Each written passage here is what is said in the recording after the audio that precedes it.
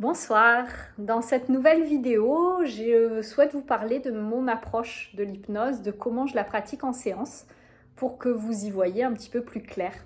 Donc déjà, par rapport à l'hypnose, j'aimerais redire quelque chose. C'est vrai que l'hypnose, il y a encore beaucoup de personnes qui imaginent l'hypnose comme étant de l'hypnose de spectacle, c'est-à-dire de l'hypnose où le professionnel va faire ce qu'il souhaite de la personne, que peut-être en claquant du doigt ou en faisant un geste, il va pouvoir endormir la personne et faire que cette personne va ensuite respecter ses propres désirs, donc au thérapeute, sans avoir conscience forcément de ce qu'il fait.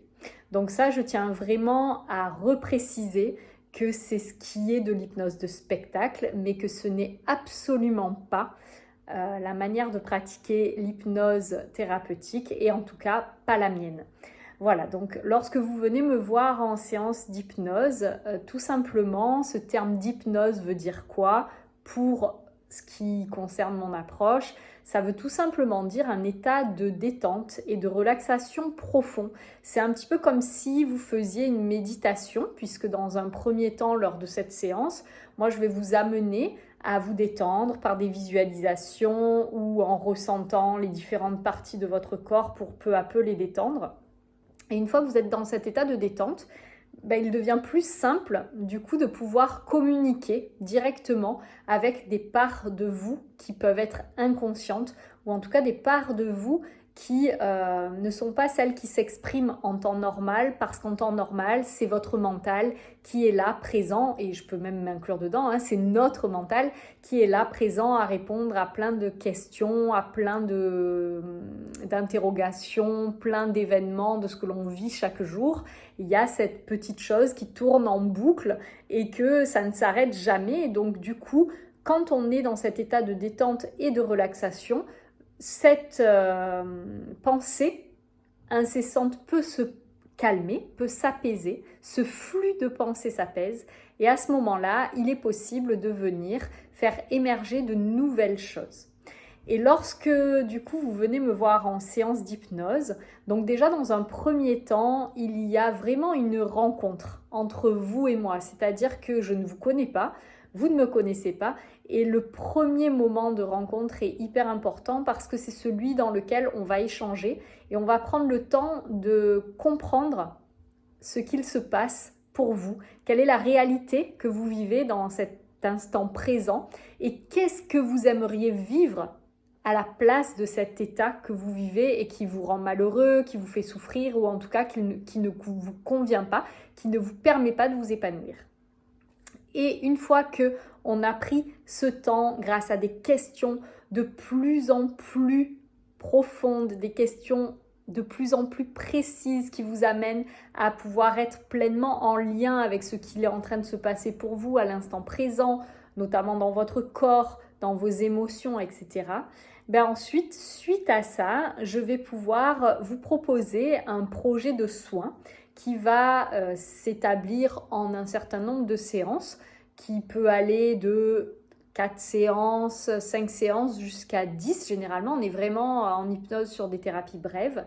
En fonction de ce qui est à travailler et du vécu de la personne, ça peut être plus ou moins long. Et aussi en fonction des résistances de la personne à ce travail, parce qu'en fonction de ce qu'elle a vécu, peut-être qu'il y a des mécanismes de défense qui sont importants.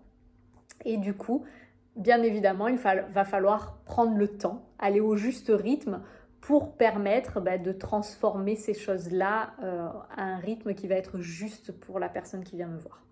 Une fois que ce temps d'anamnèse a été fait et que le projet thérapeutique, le projet de soin a été proposé et qu'il a été accepté par la personne qui vient me voir, le travail commence. Et donc, à chaque séance, il y a un premier temps d'échange où on prend le temps de savoir comment la personne est à l'instant T, qu'est-ce qui a émergé, est-ce qu'il y a eu des nouvelles observations qui ont été faites par rapport à la séance précédente, des petites choses qui bougent, qui se mettent en place, des inconforts. Et suite à ça, on va ensuite commencer notre séance d'hypnose avec ce premier moment de relaxation qu'on appelle induction, que ça peut être une induction musculaire par exemple, où on va amener à sentir, comme je vous disais, les différentes parties de son corps, les différents muscles, pour les laisser se détendre, se relâcher. Et ensuite, lorsque la personne est vraiment détendue, on commence à utiliser un certain type de protocole en fonction de l'objectif de la séance et de ce que j'ai envie d'aller travailler et de quelle manière j'ai envie de le travailler. Donc ça, je vais vraiment choisir ces outils en fonction de la personne que j'ai face à moi, en fonction de la problématique. Et entre deux personnes, forcément, je ne m'y prendrai pas de la même manière parce que chaque personne, je considère qu'elle est unique et je fais en sorte de m'adapter à la personne que j'ai face à moi. Dans ce projet de soins en hypnose, il peut y avoir à quelques moments des propositions aussi d'aller compléter par de l'énergétique chinoise ou bientôt par des constellations familiales ou par du REMDR, donc qui sont les différents outils que j'utilise et qui vont peut-être à certains moments, pour un certain thème, être plus adaptés à ce que la personne est en train de traverser et de vivre. Donc ça va aussi faire partie de mon projet de soins. Je vais vous exprimer toutes ces choses dès le départ. Et bien évidemment, ce que je précise aussi en début de soins, c'est que moi, je ne peux pas savoir comment la personne que j'ai face à moi va réagir face à ce que je vais lui proposer. Parce que chacun, comme je vous le disais, bouge à son rythme, à sa manière, en fonction de ce qui est bon et juste pour lui aussi. Et du coup, bien évidemment que ce projet initial va pouvoir ensuite se réajuster en fonction de ce qui émerge et de ce qui se présente. Et ces réajustements vont se faire, bien évidemment, grâce aux échanges qu'on pourra avoir. Donc c'est un véritable travail de collaboration. Moi, quand vous venez me voir, je suis la praticienne qui a certaines clés, certains outils, certaines compréhensions, certaines expériences. Et vous êtes vraiment la meilleure personne, la personne la mieux placée pour savoir ce qui est bon, juste pour vous. Et c'est vous qui vous connaissez le mieux, en fait. Donc, c'est ce travail-là d'équipe qui va faire que le travail en hypnose va pouvoir porter ses fruits. Ensuite, qu'est-ce qu'on peut attendre de ces séances d'hypnose? Alors là aussi, c'est vraiment très varié. Ça dépend de la personne, ça dépend de là où vous en êtes. Une personne qui est dans beaucoup de mental, qui a du mal à lâcher, qui est dans beaucoup de contrôle, qui a des grosses blessures et des gros mécanismes de défense, peut-être que dans un premier temps, ces séances d'hypnose vont juste lui permettre de lâcher un petit peu ce contrôle, mais peut-être qu'on ne pourra pas aller très en profondeur dans le travail parce que ce ne serait pas possible ou ce serait trop violent pour cette personne. Et c'est pleinement OK. Ça peut être peut-être frustrant à des moments, mais vraiment, moi, je vois la beauté de cette justesse et de ces mécanismes. Si ça ne va pas plus loin, si ça ne lâche pas, c'est que ça ne doit pas le faire à ce moment-là, ou en tout cas pas avec moi. Voilà, mais c'est pleinement juste ce qui se passe et du coup le but c'est de respecter vraiment le rythme de la personne qui vient pour cheminer. Ensuite, on peut vraiment attendre déjà un mieux-être, hein, c'est le but, des schémas qui se transforment, des manières de penser qui se transforment, des fonctionnements qui se transforment du jour au lendemain, du tout au tout. Et sans retour en arrière en fait. Une fois que la reprogrammation est faite, elle est programmée et du coup c'est maintenant comme ça que le programme est lancé et qu'il va s'exécuter. Par contre, souvent avec l'hypnose, peut-être qu'on vient dans une séance et qu'on ressort de cette séance un peu détendu, mais pour autant, dans les jours qui suivent, on ne voit pas de changement, il ne se passe pas grand-chose.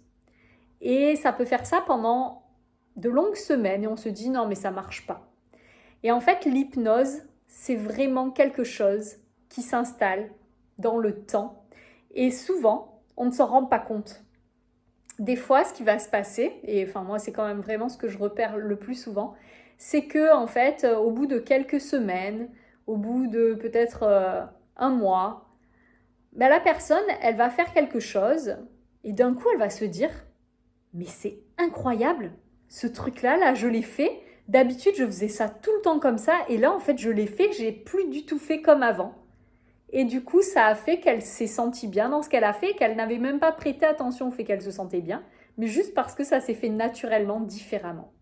Donc c'est vraiment ça le bénéfice de l'hypnose, c'est que les manières de se dérouler d'un événement vont changer, mais par contre c'est pas forcément instantané, ça s'installe dans le temps et on peut vraiment voir des choses qui s'installent avec de longs mois, même quand on repère au bout de 2 semaines, 3 semaines que des choses ont bougé, peut-être que quelques mois plus tard, alors qu'on pensait que c'était déjà fait et ça y est, que c'était acté, que ça nous convenait en plus, ben quelques mois plus tard, ça va encore plus bouger dans une autre couche justement et pour amener une nouvelle programmation encore plus profonde qui va encore plus nous apaiser, encore plus nous amener du bien-être et de l'épanouissement.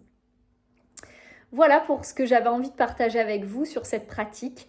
En tout cas, si ça vous intéresse, si ça vous interpelle, n'hésitez pas à me contacter. Vous avez les coordonnées me concernant sous cette vidéo. Et puis, si vous avez encore des interrogations sur ce que c'est que l'hypnose, aujourd'hui, vraiment, sur les réseaux, sur Internet, on peut trouver énormément d'informations sur ça, sur la pratique de l'hypnose thérapeutique.